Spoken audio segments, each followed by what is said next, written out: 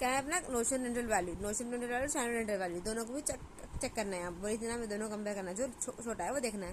Notional rent ऊपर से क्या है अपने को 72,000 है। अब यहाँ पे क्या है SRV 72,000, दो भी सेम हो गए, तो कुछ भी ना होता बोथ आर इक्वल होकर लिख देना, ठीक है। कुछ भी तो सीन नहीं रहता, बोथ आर इक्वल हो गया। अपने को इसके बाद क्या आता ERV आता, ERV अपना दोनों में से कोई सा भी ले लेना भाई, 72,000 बन गया है, ठीक है। अब उसके बाद स्टेप 3, अब क्या करना है ERV और ARV दोनों को कंपेयर करना है ना। तो ERV 72,000 है अपना, ARV आपको क्वेश्चन में दे दिए 85,000 दोनों कंपेयर कर दिए, जो बड़ा है 85,000 बड़ा है, GA भी 85,000 हो गया, डन। ये बहुत ज़्यादा बेसिक सा इजी प्रॉब्लम था, आराम समझ में आया था। अब इसके बाद जरूरत इसमें एडवांस चीज़ें रहते, थोड़ा एडवांस चीज़ें रहते, जो भी समझाती है अब आगे, ठीक है। अब देखो कैसे रहता है एडवांस चीज़ें। कैलकुलेट ग्रॉस एनुअल वैल्यू बोल दिए, MRV दे दिए, FRV दे दिए, SRV दे दिए, ये कुछ भी दे दिए। अब मैं समझाती हूँ क्या है। पहले क्या करना, MRV FRV कंपेयर करना। MRV कितना है अपना 1,20,000 लिख लिए, FRV कितना है 1,10,000 लिख लिए। इन दोनों कंपेयर करें, सब बड़ा है 1,20,000, 1,20,000 का हो गया अपना नोशनल रेंट, यह बताई थी ना मैं, NR अपना नोशनल रेंट बन गया, ठीक है। 1,20,000 नोशनल रेंट बन गया क्योंकि वो बड़ा है, डन। अब फिर सेकंड देखो, compare notional rent with standard rental value. अब ये जो नोशनल रेंट आ गया इसको अपन स्टैंडर्ड रेंटल वैल्यू से कंपेयर करना 90,000 से। इन दोनों को कंपेयर करें तो इन दोनों से तो छोटा है देखने का रहता है ना, विच एवर इज लो देखने का रहता।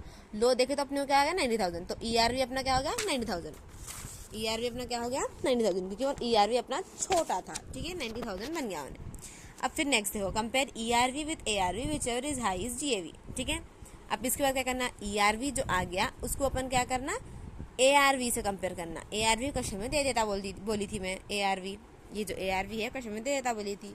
तो अब यहाँ पे देखो ARV नहीं दिया, कैसे फाइंड आउट करना ARV, उन्हें दे दिया 8,000, ठीक है। 8,000 दे दिया उन्हें, और अब बोला उन्हें 8,000 एक महीने में मेरे को रेंट मिल रहा है। मैं बोली थी ना एक्चुअल रेंट वैल्यू किसको बोलते हैं, जो अपने को एक्चुअली आ रहा 15,000। नेट रेंट कंट्रोल एक्ट वाला बोला कि 15,000 रुपये आपको इससे एक्सीड करने के नहीं रहते, अपन गरीब है उन्होंने बोल के 10,000 रुपये ले रहे।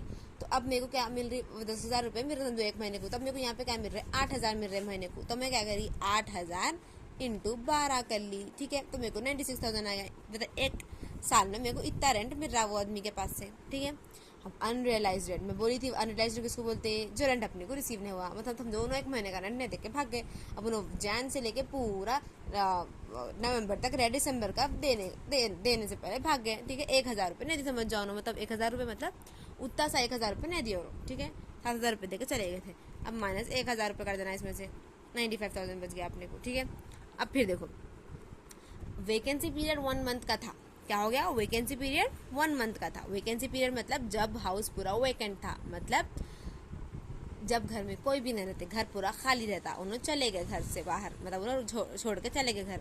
तो मेरे को एक साल में खाली उन्होंने कितने रहे 10 महीने रहे, क्योंकि एक महीना अनरियलाइज रेंट था